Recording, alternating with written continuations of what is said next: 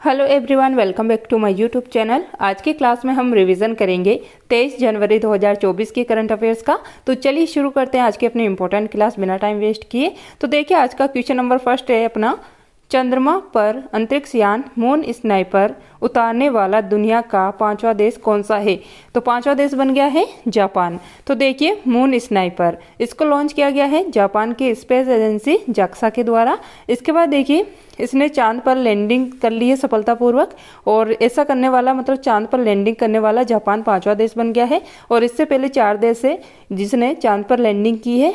तो यूएसए है, रूस है, चीन है और चौथा देश है भारत। इसके बाद देखिए इसने इसके अंदर जो है सोरा क्यू रोबोट लगा हुआ है। सोरा का मतलब सोरा का मतलब होता है जापान के अंदर ब्रह्मांड, और क्यू मतलब होता है क्वेश्चन। तो ये जो सोरा क्यू रोबोट है ये ब्रह्मांड के रहस्यों को जानने वाला है। इसके बाद देखिए नोट लगा के लिखा गया कि जो चांद है, चांद के साउथ पोल पर लैंडिंग करने वाला फर्स्ट देश कौन सा है। तो ये है अपना भारत। नेक्स्ट है जापान। तो जापान की राजधानी है टोक्यो, उपनाम है इसके निप्पन और सुकुमारों का देश, संसद है डाइट, मुद्रा है येन, द्वीप कौन से है होक्डो द्वीप, होंशु द्वीप और क्यूशु और सिकोयू द्वीप, जिसमें से जो होंशु द्वीप है इस पर इसकी राजधानी स्थित है और ये सबसे बड़ा द्वीप भी यही है जापान का। इसके बाद देखिए यहाँ के प्रधानमंत्री है जापान के अभी वर्तमान में वो है फूमियो किशिदो। और साथ में देखिए जापान में हाल में भूकंप भी आया था। नेक्स्ट है ललन टॉप में देखिए चंद्रयान 3 इसको लॉन्च किया गया था 14 जुलाई 2023 को। रॉकेट था LVM-3 M4 रॉकेट, जिसे बाहुबली रॉकेट भी कहा जाता है। और चंद्रमा के साउथ पोल पर लैंडिंग की थी 23 अगस्त 2023 को।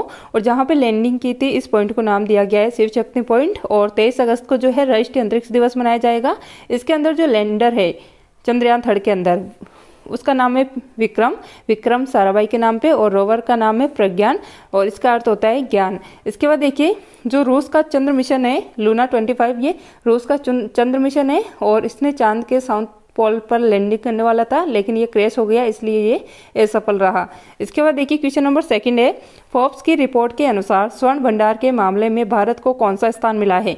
तो भारत का स्थान है 9th। तो देखिए फोर्ब्स की रिपोर्ट के अनुसार मतलब किस देश में कितना गोल्ड रिजर्व है, इस आधार पर यह रिपोर्ट निकाली गई है फोर्ब्स के द्वारा। तो देखिए स्वर्ण भंडार में फर्स्ट स्थान है यूएसए का, सेकंड पे है जर्मनी, थर्ड पे है इटली और भारत की रैंक है 9th। इसके बाद देखिए नेक्स्ट है क्लाइमेट चेंज परफॉर्मेंस इंडेक्स, इसके अंदर भारत की रैंक है 7वीं। ग्लोबल फायर पावर इंडेक्स के अंदर 4th रैंक है, मतलब किस देश की मिलिट्री कितनी पावरफुल है इस आधार पर ये रैंक निकाली जाती है। फिर देखिए क्रिप्टो एडॉप्शन इंडेक्स, इसमें भारत जो है टॉप स्थान पर है। इसके बाद देखिए ग्लोबल जेंडर गैप इंडेक्स, इसमें रैंक है भारत की 127।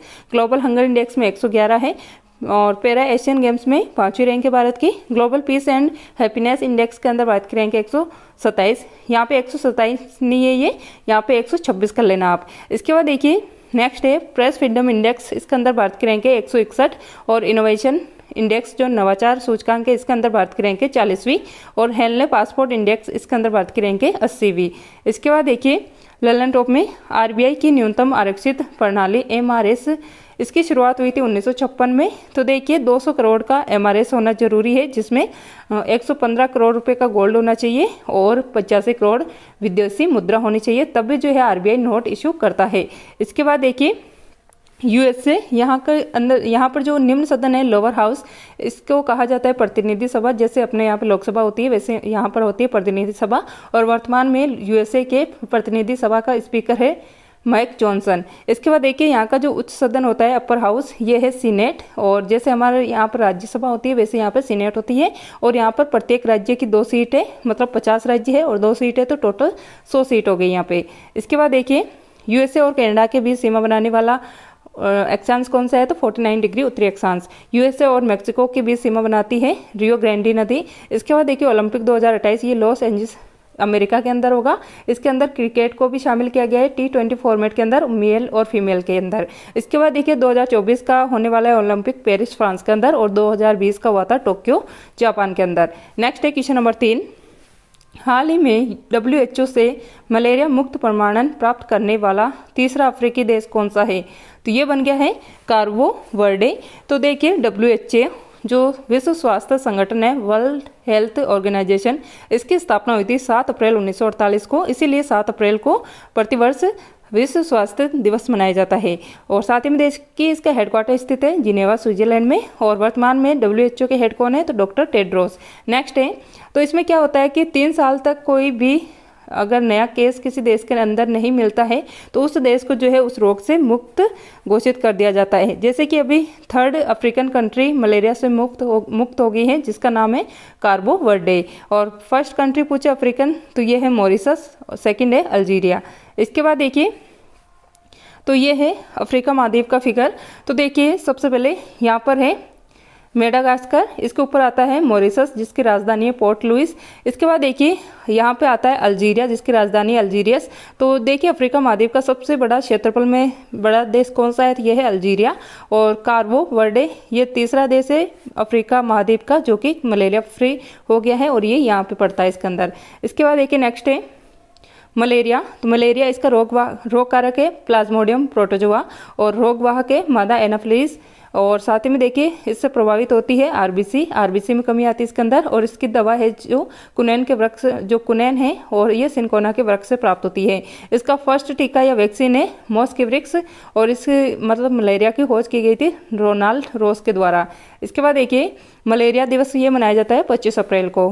नेक्स्ट है ललन टॉप।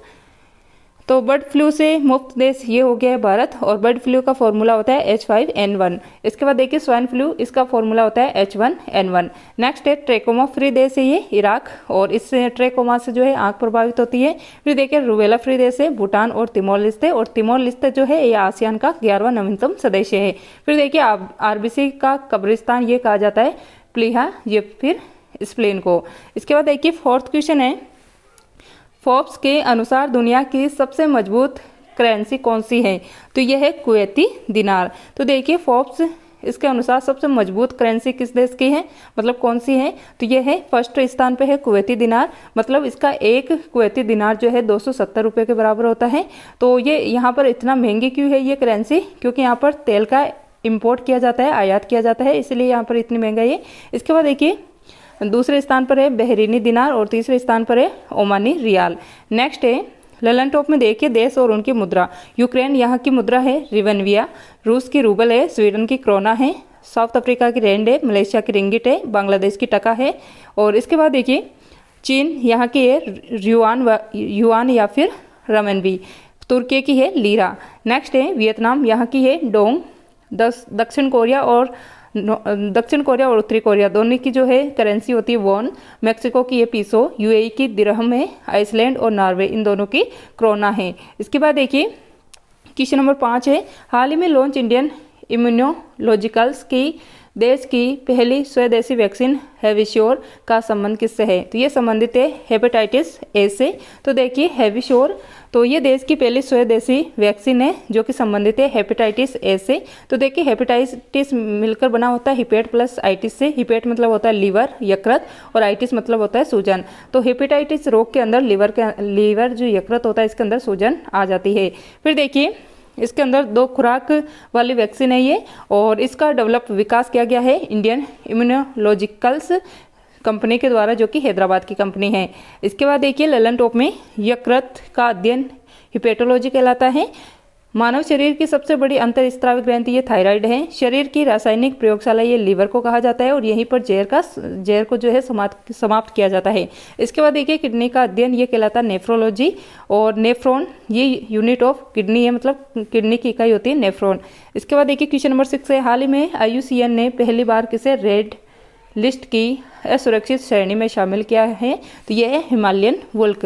तो देखिए IUCN मतलब international union conservation of nature, इसकी स्थापना हुई थी 1948 में और इसका हेडक्वार्टर स्थित है ग्लैंड स्विट्जरलैंड के अंदर। इसके बाद देखिए इसके द्वारा रेड डाटा बुक जारी की जाती है। तो इसके अंदर देखिए रेड डाटा बुक के अंदर असुरक्षित श्रेणी जो वैल्यूएबल श्रेणी है इसके अंदर पहली बार शामिल किया गया है हिमालयन वुल्क को, मतलब ये बहुत ही संकटग्रस्त स्थिति के अंदर पहुंच गया है। इसके बाद देखिए हिमालयन वुल्क इसको तिब्बती भेड़िया, शिकारी जानवर और बर्फ का भेड़िया भी कहा जाता है। ये जो है अल्पाइन जैसे ऊंचाई वाले स्थान है, अल्पाइन घास के मैदान में पाए जाते हैं और जैसे कि भारत, नेपाल, भूटान, पाकिस्तान इन देशों में ये मुख्य रूप से पाए जाते हैं। फिर देखिए ललन टॉप में लद्दाख का राजकीय पशु है हिम तेंदुआ या स्नो लिपियड। इसके बाद देखिए जो हिम तेंदुआ इसको राष्ट्रीय प्रतीक चिन्ह बनाया अभी किर्गिस्तान ने और यहाँ की राजधानी है बिश्केक। नेक्स्ट है खाद्य पशु, ये बनाया है मिथुन को। संगाई ये मणिपुर का राज्य पशु है। हंगुल ये जम्मू कश्मीर का है। नीलगिरी ताहार ये तमिलनाडु का है। बारहसिंगा ये मध्य प्रदेश और उत्तर प्रदेश का राजकीय पशु है। इसके बाद देखिए क्वेश्चन नंबर 7 है, हाल ही में विंग्स इंडिया अवार्ड्स 2024 में वर्ष का सर्वश्रेष्ठ हवाई अड्डा पुरस्कार किसे मिला है? तो 2 एयरपोर्ट को मिला है, एक तो बेंगलुरु का और एक नई दिल्ली का। तो देखिए विंग्स इंडिया 2024 इसका आयोजन हुआ है बेगमपेट एयरपोर्ट हैदराबाद के अंदर। तो देखिए 2023 के अंदर सर्वश्रेष्ठ एयरपोर्ट का अवार्ड मिला है दिल्ली को और बेंगलुरु के केम्कोडा एयरपोर्ट, जिसके अंदर मतलब इन दोनों को मिला है। और जो बेंगलुरु का केम्कोडा एयरपोर्ट है यहाँ पर 2 टर्मिनल 2 लगा है, इसको यूनेस्को के इंटीरियर मतलब इसको यूनेस्को का इंटीरियर अवार्ड भी मिला है हाल ही में। इसके बाद देखिए जो विंग्स इंडिया 2024 है इसकी थीम क्या है? तो अमृत काल में भारत को विश्व से जोड़ना। नेक्स्ट है लैलन टॉप में देखिए विश्व का सर्वश्रेष्ठ एयरपोर्ट कौन सा है? तो ये चांगी एयरपोर्ट जो कि सिंगापुर का है। और सबसे खूबसूरत पूछे तो ये है केम्कोडा एयरपोर्ट बेंगलुरु। फिर देखिए महर्षि वाल्मीकि एयरपोर्ट ये है अयोध्या एयरपोर्ट जो कि वाराणसी में स्थित है। इसके बाद देखिए एयरफोर्स दिवस ये इसका आयोजन किया गया प्रयागराज के अंदर 8 अक्टूबर 2023 को। अमृतकाल की अवधि है 2022 से 2047 तक, 25 वर्ष की रहने वाली है। फिर देखिए क्वेश्चन नंबर 8 है, हाल ही में 9वां पक्के पागा हॉर्नबिल महोत्सव कहाँ आयोजित हुआ है? तो अरुणाचल प्रदेश के अंदर। नेक्स्ट है तो देखिए पक्के पागा हॉर्नबिल फेस्टिवल, स्थापना दिवस और कोकबरोक भाषा, ये हाल ही की चर्चा में करंट अफेयर्स के क्वेश्चन है। तो देखिए पक्के पागा हॉर्नबिल फेस्टिवल ये अरुणाचल प्रदेश में मनाया जाता है। हॉर्नबिल पक्षी के संरक्षण के लिए इसका आयोजन किया जाता है। इस बार ये 9वें क्रम का है। तो देखिए ये जो फेस्टिवल है इसको 2019 के अंदर यहाँ के सीएम है प्रेमा खांडू, इनके द्वारा इसको राज्य उत्सव घोषित किया गया था। फिर देखिए 21 जनवरी 2023 को जो है त्रिपुरा, मणिपुर और मेघालय का स्थापना दिवस मनाया गया है। इसके बाद देखिए कोकबरोक भाषा दिवस ये मनाया गया 19 जनवरी को। और साथ ही में देखिए त्रिपुरा की मूल भाषा है कोकबरोक भाषा, इंपॉर्टेंट है। इसके बाद देखिए ममानी फूड फेस्टिवल ये हाल ही में जम्मू कश्मीर में आयोजित किया गया है। नेक्स्ट है ललन टॉप में देखिए मौलिंग नेशनल पार्क और नामदफा नेशनल पार्क ये अरुणाचल प्रदेश के अंदर स्थित है। बोमडीला दर्रा और दीफू दर्रा ये अरुणाचल प्रदेश के अंदर स्थित है। खारची पूजा, केर पूजा, गड़िया पूजा ये त्रिपुरा में होती है। Sinthan snow festival, tulip festival, Herath festival, Kanchoth festival और खीर भवानी फेस्टिवल ये सारे जम्मू कश्मीर के फेस्टिवल है। इसके बाद देखिए क्वेश्चन नंबर 9 है, हाल ही में बिहार के बाद जाति जनगणना शुरू करने वाला दूसरा राज्य कौन सा है? तो ये बन गया है आंध्र प्रदेश। तो देखिए जाति जनगणना कास्ट सेंसस फर्स्ट राज्य है इसको शुरू करने वाला बिहार और सेकंड पे है आंध्र प्रदेश। तो इसके अंदर देखिए ST, SC, OBC और EWS इनके अलग अलग जो है जनगणना की जाती है। तो देखिए इसका उद्देश्य है कि सरकारी योजनाओं का सही व्यक्ति तक लाभ पहुंचाना, ये इसका उद्देश्य है। इसके बाद देखिए स्टैच्यू ऑफ सोशल जस्टिस ये अभी स्थापित की गई है विजयवाड़ा आंध्र प्रदेश के अंदर और ये डॉक्टर भीमराव अम्बेडकर की प्रतिमा है। इसके बाद देखिए ललन टॉप में पहली बार जनगणना कब हुई थी? तो ये हुई थी 1872 में लॉर्ड मेयो के काल में। और ये पूछे कि 10 के आधार पर या फिर वैज्ञानिक तरीके से पहली बार जनगणना कब हुई थी? तो 1881 में हुई थी और लॉर्ड रिपन के समय हुई थी। इसके बाद देखिए लिंगानुपात में मैक्सिमम कहाँ पे लिंगानुपात? तो केरल के अंदर है और मिनिमम हरियाणा के अंदर। साक्षरता पूछे तो मैक्सिमम है केरल के अंदर, मिनिमम बिहार के अंदर। जनसंख्या में मैक्सिमम है उत्तर प्रदेश के अंदर और मिनिमम है सिक्किम के अंदर। इसके बाद देखिए जनगणना तो मैक्सिमम है भारत के अंदर पूछे तो दिल्ली के अंदर है और स्टेट के रूप में पूछे तो बिहार के अंदर है। और मिनिमम के अंदर भारत के अंदर और स्टेट के अंदर दोनों में पूछे तो ये है अरुणाचल प्रदेश। इसके बाद देखिए नेक्स्ट है क्वेश्चन नंबर 10 जो कि आज का मोस्ट इंपॉर्टेंट क्वेश्चन है। तो देखिए अयोध्या में निर्मित राम मंदिर की जो राम मंदिर है किस वास्तुकला में बना है? तो ये बना है नागर शैली के अंदर जो कि नॉर्थ इंडिया की शैली है। तो देखिए अयोध्या राम मंदिर इसका सफर देखिए पहले तो आप यहाँ पर देखिए 1528 के अंदर राम मंदिर को गिराया गया था। फिर 1992 में बाबरी मस्जिद को जो ढांचा इसको ढहा दिया था, मतलब 6 दिसंबर 1992 को। इसके बाद 2019 के अंदर ये मामला सुप्रीम कोर्ट के अंदर पहुंच जाता है और 9 नवंबर 2019 को जो चीफ जस्टिस ऑफ इंडिया थे जस्टिस रंजन गोगोई और साथ ही में 5 जजों की संवैधानिक बेंच बैठी थी। तो इन्होंने जो है फैसला सुनाया कि जो स्थान है वो रामलला को जाता है और इसके पास की जो भूमि है 5 एकड़ भूमि ये मस्जिद के लिए जाती है। इसके बाद 2024 के अंदर 22 जनवरी 2024 को श्री रामलला प्राण प्रतिष्ठान कार्यक्रम होता है और श्री राम जी को उनका घर मिल जाता है। इसके बाद देखिए 5 अगस्त 2020 को भूमि पूजन की जाती है पीएम मोदी के द्वारा और 22 जनवरी 2024 को राम मंदिर में रामलला का विराजमान हो जाते हैं। फिर देखिए मंदिर निर्माण की शैली कौन सी है, तो नागर शैली है। और जो मंदिर है इसके चारों ओर 4 मंदिर है, तो ये देखिए महादेव का मंदिर है, सूर्यदेव का मंदिर है, माँ भगवती का मंदिर है और गणपति का मंदिर है। जैसे कि ये बीच में मुख्य मंदिर आ गया है भगवान श्री राम का, फिर ये चारों तरफ जो है महादेव, सूर्यदेव, माँ भगवती और गणपति के मंदिर है। इसके बाद देखिए इसके अंदर 5 मंडप होते हैं नागर शैली के अंदर। एक तो है नृत्य मंडप, रंग मंडप, सभा मंडप, प्रार्थना मंडप और कीर्तन मंडप। इसके बाद देखिए इस मंदिर की खास बात होती है नागर शैली के मंदिर की कि इसके शिखर बनता है, जो कि सबसे महत्वपूर्ण विशेषता होती है इस मंदिर की, जिसके नीचे गर्भगृह होता है जिसमें मंदिर का पवित्र भाग माना जाता है इसको, और यहीं पर जो है मुख्य मूर्ति विराजमान होती है। इसके बाद देखिए राम मंदिर, इसके वास्तुकार थे श्री चंद्रकांत सोमपुरा और इनके 2 बेटे भी है, निखिल और आशीष, ये भी इसके अंदर शामिल थे। फिर देखिए कंपनी है निर्माण करने वाली Larsen and Toubro LNT company है और इस मंदिर के निर्माण में लोहे और स्टील का यूज नहीं किया गया है। इसके बाद देखिए रामलला, इनके 5 साल मतलब शिशु रूप की मूर्ति इसके अंदर स्थापित की गई है और कृष्ण मूर्ति है, मतलब काले पत्थर की मूर्ति है ये। फिर देखिए मूर्ति के वास्तुकार कौन है, तो अरुण योगीराज है जो कि मैसूर के रहने वाले हैं और इन्हीं के द्वारा इंडिया गेट पर स्थापित की गई सुभाष चंद्र बोस की मूर्ति का निर्माण किया गया था। इसके बाद देखिए जो मूर्ति है इसके अंदर जो काला पत्थर यूज किया गया है ये लाया गया है शालिग्राम नेपाल से। नेक्स्ट है मूर्ति, तो मूर्ति जो है भगवान विष्णु, इस मूर्ति के अंदर देखिए इसके चारों तरफ जो है भगवान विष्णु के 10 अवतार दर्शाए गए हैं और इसके नीचे, इस मूर्ति के नीचे जो है हनुमान जी और गरुड़ दोनों साइड है और इसी मूर्ति के ऊपर दोनों साइड जो है गद्दा, ओम और स्वास्तिक चिन्ह बनाए गए हैं। इसके बाद देखिए जो मंदिर है ये 3 मंजिला है जिसमें हर मंजिल की जो ऊंचाई है वो है 20 मीटर और कुल हाइट पूछे मंदिर की तो यह है 161 फीट और बलुआ पत्थर लेकर आए इस मंदिर के निर्माण के लिए राजस्थान से। इसके बाद देखिए खास विशेषता इस मंदिर की, इसके अंदर जो सूर्य तिलक है, जो मतलब रामनवमी के दिन जो है सूर्य का प्रकाश, मतलब जो मंदिर है इसके अंदर दर्पण मिरर है जो कि इस तरीके से अरेंज किया गया है कि जो सूर्य का प्रकाश है ये रामनवमी के दिन जो है सूर्य का प्रकाश जो है तिलक के रूप में मूर्ति के ऊपर तिलक के रूप में जाने वाला है। इसके बाद देखिए नॉर्थ इंडिया के मंदिर जो है नागर शैली में निर्मित होते हैं और साउथ इंडिया के द्रविड़ शैली में, और दोनों को मिलाकर जो शैली बनती है वो होती है बेसर शैली। जो बीच के मंदिर निर्मित होती है वो दोनों के मिक्स से होते हैं। इसके बाद देखिए क्वेश्चन नंबर 11 है नोवाक जोकोविच को रिकॉर्ड 8वीं बार वर्ष 2023 का बाल्कन एथलीट किया गया नामित।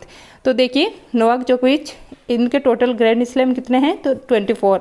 तो ये थी आज की अपनी क्लास। आई होप आपको ये क्लास पसंद आई होंगी। अगर आपको ये क्लास अच्छी लगी तो प्लीज़ ज़्यादा से ज़्यादा शेयर कर दीजिएगा, लाइक करना ना भूलें और साथ ही में आप अगर इस चैनल पर नए हो तो चैनल को सब्सक्राइब करके बेल आइकन को प्रेस कर लीजिएगा। तो मिलते हैं नेक्स्ट क्लास में। क्लास देखने के लिए थैंक यू।